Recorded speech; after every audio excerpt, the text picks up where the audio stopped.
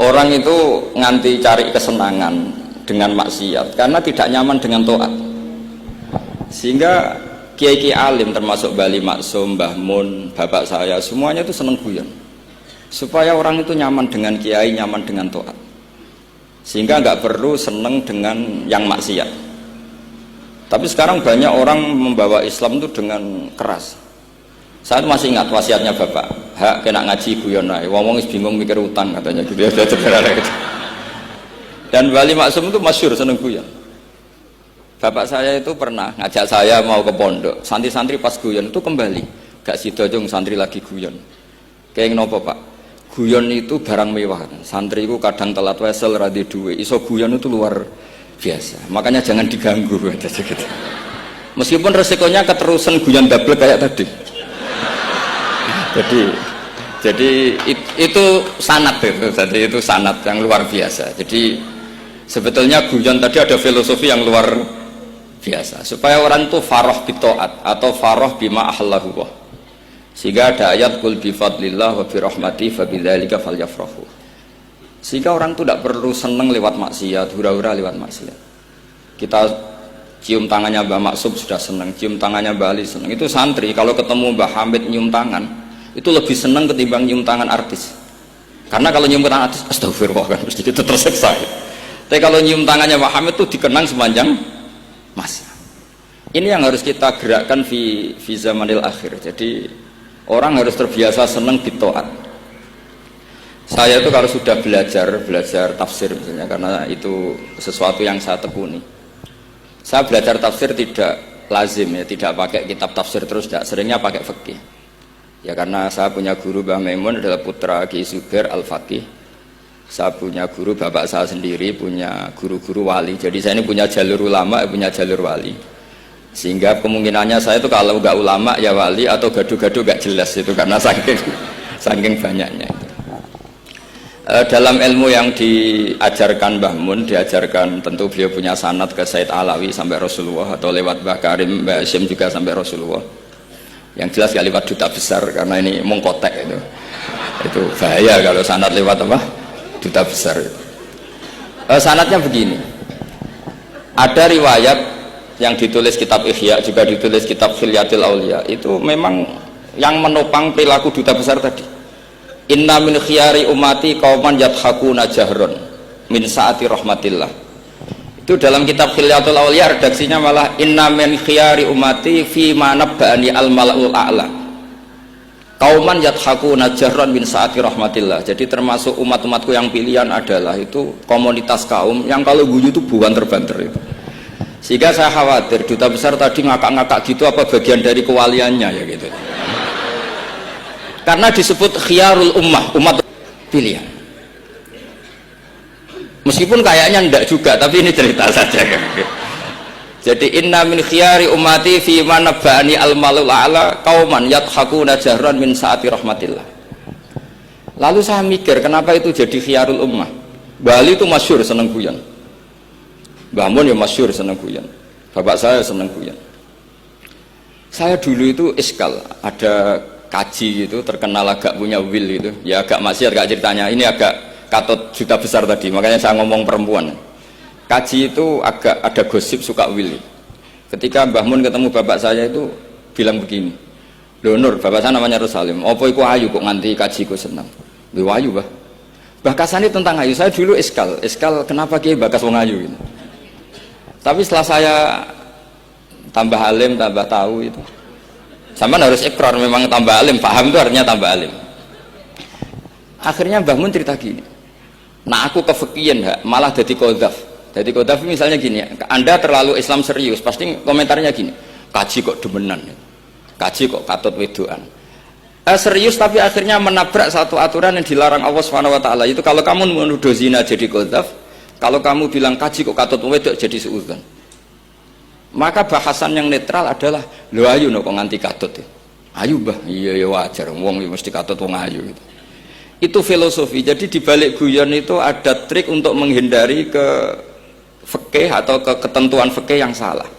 Yaitu kalau kamu kejebak ekstrim, kaji kok seneng wong ayu, kaji kok demenan, maka berarti Anda qadzaf. Qadzaf itu menuduh orang lain yang enggak jelas apa buktinya. Maka guyon ini satu-satunya cara menghindari kesalahan yang lebih fatal. Sehingga di sini dibutuhkan kemampuan seni mengelola agama supaya agama ini tetap ceria. Saya berkali-kali cerita kalau ngaji, Imam Syafi'i itu kalau ditanya, diberitahu orang yang nyium tangan jenengan, yang di depan jenengan itu hormat, itu di luar ngerasani jenengan, bully jenengan. Jawabnya Imam Syafi'i itu tertawa-tawa. Baguslah, berarti saya wibawa, di depan saya buktinya tidak berani. Jadi enteng saja. Dijawab enteng saja. Baguslah, berarti saya wibawa. Nyatanya di depan saya tidak berani. Tapi banyak orang membenci jenengan karena fikih jenengan. Jawabnya Imam Syafi'i seneng lagi. Baguslah, nggak seneng saya pasti nggak pernah ngutang saya. Coba kalau kamu seneng juta besar itu pasti minta tolong. Mau masuk apa saja lah. Tapi kalau benci Pak duta besar pasti malu kan minta tolong. Untung mana kamu dibenci orang sama disenangi orang. Karena kalau dibenci orang yang benci itu pasti tidak utang kamu, tidak ngerepoti kamu, tidak senang. Jadi Imam Syafi'i itu ngadepi dunia itu enteng saja, diberitahu itu orang itu nggak suka kamu gini-gini. Ya bagus lah. Sehingga beliau ngendikan terkenal sekali. Waman asa'a ilaika faqad atlaqaka. Orang yang berbuat buruk sama kamu berarti membebaskan kamu. Karena orang ini pasti nggak akan ngerepoti kamu. Jadi ulama-ulama dulu ciri khasnya adalah ar-ridho anillah, melihat apa saja itu sudah ridho. Dan ridho itu ekspresi paling gampang ya ceria, seneng. Nah kemudian tadi kan saya bilang terakhir ini yang paling terakhir saya baca trik menjaga perbedaan ini tetap kondusif. Saya neliti kitab Bali Maksum sampai khatam, termasuk kitab yang saya letakkan di kamar khusus itu diantaranya ada kitabnya Bali Maksum, Naduman Sulam Taufiknya Mbah Hamid yang karangan orang-orang Indonesia. Tentu terbanyak ya kitabnya Mbah Mun, Mbah Zubair. Bahkan saya masih punya catatan tangan tulisannya Basim Asyari karena beliau pernah nyurati buyut saya ketika khatam Sahih Muslim yang keluarga Kudus. Terus banyak lah saya punya, termasuk saya punya tulisan tangannya Kiai Fakih Mas Gumambang, gurunya Mbah Zubair. Saya memang dokumenter kitab, sehingga saya maaf sekali kalau pidato umum itu memang saya tidak keahlian saya. Karena itu harus dobes, itu tidak keahlian ulama, dobes itu tidak keahlian ulama. Ini saya baca singkat, tapi semoga ini barokah karena ini kholnya Bali Maksum. Semua mubalek tadi pakai catatannya sendiri, jadi itu ngekholi dirinya sendiri. Ini saya pakai orisinal kitabnya Bali Maksum. Jadi saya mungkin penceramah terbaik karena sesuai konteksnya itu. Nah ini enggak. Ini kholnya Bali Maksum cerita syairnya sendiri tentang rokok lagi. Bolot lagi. Yes. Ya semoga diampuni oleh Allah Subhanahu wa taala. Ini ngendikane beliau tentang meminimalkan konflik. Ini saya baca di bab Al-Mithalul Awal. Jawazu hibati thawabil qiraah wa shadaqah lil mayyit wa wusuli thawabil qiraah wa a'malil birril mayyit.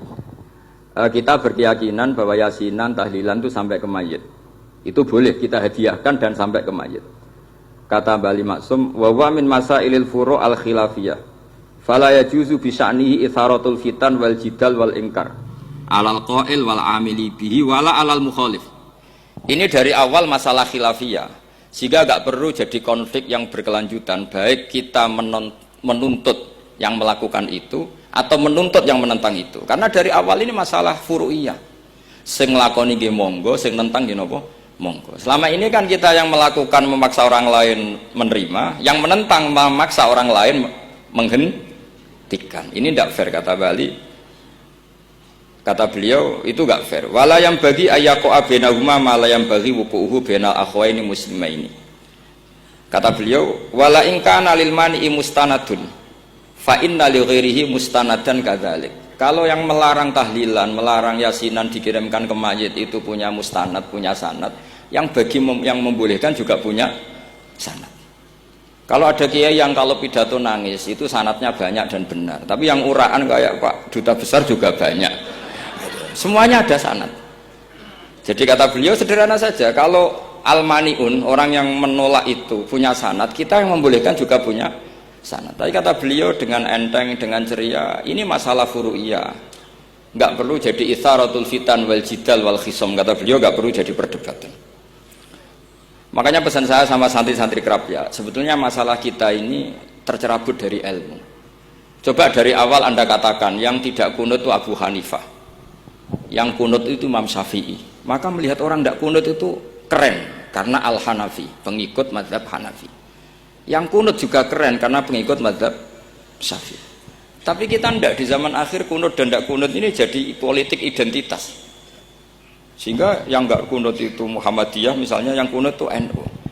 Mana ada Basim Asy'ari sebagai mujaddid atau mujtahid yang mengharuskan kunut, atau Mbah Ahmad Dahlan yang melarang apa? Kunut. Wong dua beliau sama-sama pernah ngaji Syekh Khotib Minangkabau, pernah ngaji Mbah Mahfud ketika di Mekah. Jadi cobalah ilmu itu diperkuat sehingga kita mengatakan kunut adalah sunat menurut Imam Syafi'i, tidak sunat menurut mazhab Abu Hanifah. Sehingga enak sekali karena kita berdasar ilmu. Menyangkut sawabul qiraah atau sawabu amalil khairi, apakah sampai ke mayat apa enggak, ini kata beliau, kata Mbah Ali Maksum, beliau justru menukil Ibnu Taimiyah yang notabene sering dipakai dalil para orang-orang sana. Saya tidak tahu itu orang sana, itu Pak Duta itu yang tahu itu. Itu kalau ini mirip kitab Said Muhammad. Jadi Said Muhammad itu kalau istidlal sering pakai Ibnu Taimiyah karena itu yang dipakai mereka. Tapi ternyata Ibnu Taimiyah, qala Ibnu Taimiyah innal mayyit yantafi'u bi qiraatil Qur'an kama yantafi'u bil ibadah al maliyah minas shadaqah wa nahwiha. Terus Qayyim fi kitabir ruh afdalu ma yuhda ilal mayyit as-shadaqah wal istighfar wa du'a lahu wal hajju anhu.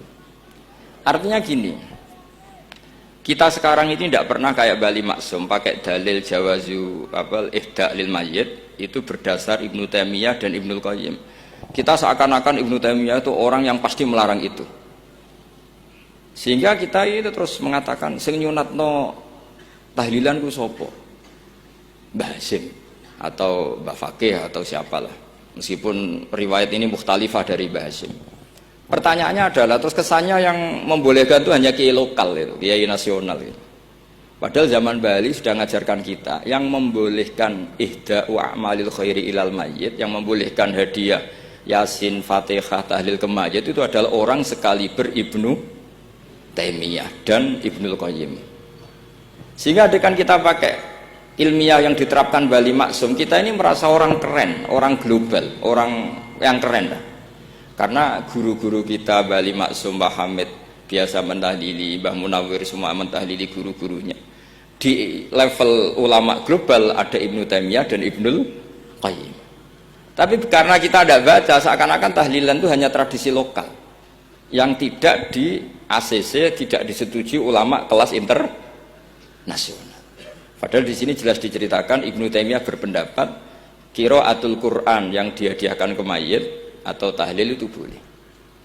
Jadi ini sangat penting supaya orang itu pakai tradisi ilmu. Saya pernah ngaji sama Mbak Mun, diberitahu kalaupun Rasulullah pernah kunut sekali, biasanya perdebatan kan, oke, Rasulullah pernah kunut tapi ahyanan. Pertanyaannya adalah setiap Nabi pernah melakukan sesuatu itu akan menjadi sunnatan mutaba'ah apa enggak? Tentu jawabannya iya. Nabi meskipun melakukan kunut andekan hanya sekali, tapi karena pernah dilakukan Nabi, maka kebaikan ini akan menjadi sunnatan muttaba, sunat yang harus kita ikuti terus atau boleh kita ikuti terus. Jadi nggak boleh misalnya Rasulullah itu puasa Senin Kemis juga ahyanan, tidak selalu. Rasulullah itu tofa rokiban juga ahyanan, bukan selalu. Tapi apa saja yang pernah dilakukan Nabi maka berstatus itu akan sunat ila yaumil qiyamah. Sehingga nggak bisa misalnya di hadis itu ahyanan, kemudian kamu beristidlal ini boleh dilakukan hanya ahyanan karena Nabi juga melakukan hanya ahyanan. Tidak bisa seperti itu. Sekali Nabi pernah melakukan itu dan tidak dibatalkan lewat nasah mansuh, maka kesunatan itu ila yaumil qiyamah. Sehingga Imam Syafi'i cara berpikir meskipun Nabi kunut ahyanan, kalaupun itu ahyanan tentu kunut itu akan sunat ila yaumil qiyamah. Bagi yang tidak mensunatkan monggo, itu ada Abu Hanifah. Makanya kata Mbah Maksum, kata Mbah Ali Maksum di sini diberi muqaddimah, wa wa min masailil furu' al khilafiyah fala yajuzu bi sya'nihi itharatul fitan wal jidal wal ingkar alal qail wal amili bih wala alal mukhalif. Jadi kita sendiri disarankan beliau Kamu juga nggak usah nantang debat sama mukhalif, karena dari awal sudah masalah-masalah yang apa? Khilafiyah.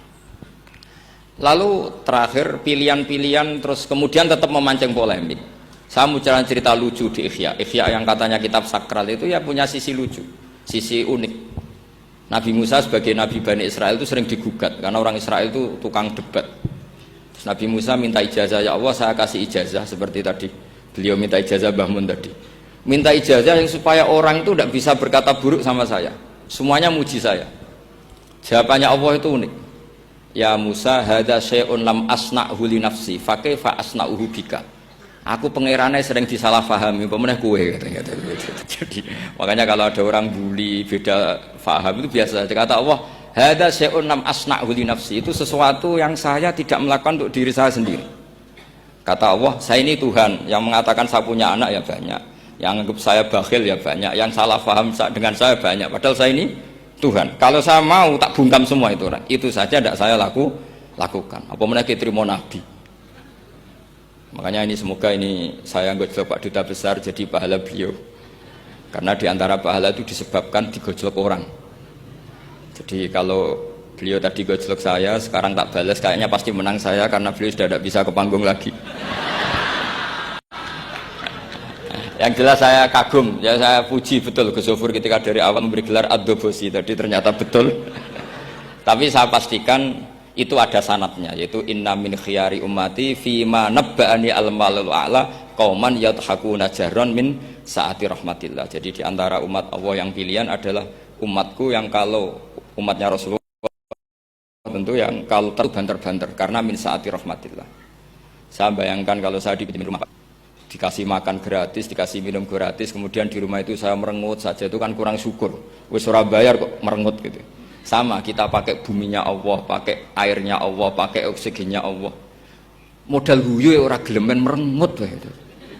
Itu kalau Allah tersinggung pasti Allah ngendikan falyatul probban siwa wal yakhruj min tahti ardi wasama. Silahkan mencari Tuhan selain saya kata Allah dan keluarlah dari langit saya, dari bumi saya. Daripada diusir pangeran wis ning donya ceria wae, guyu-guyu wae, sing penting aja dhewean apa guyu wis ngoten mawon. Wassalamualaikum warahmatullahi wabarakatuh. Dimohon untuk sekalian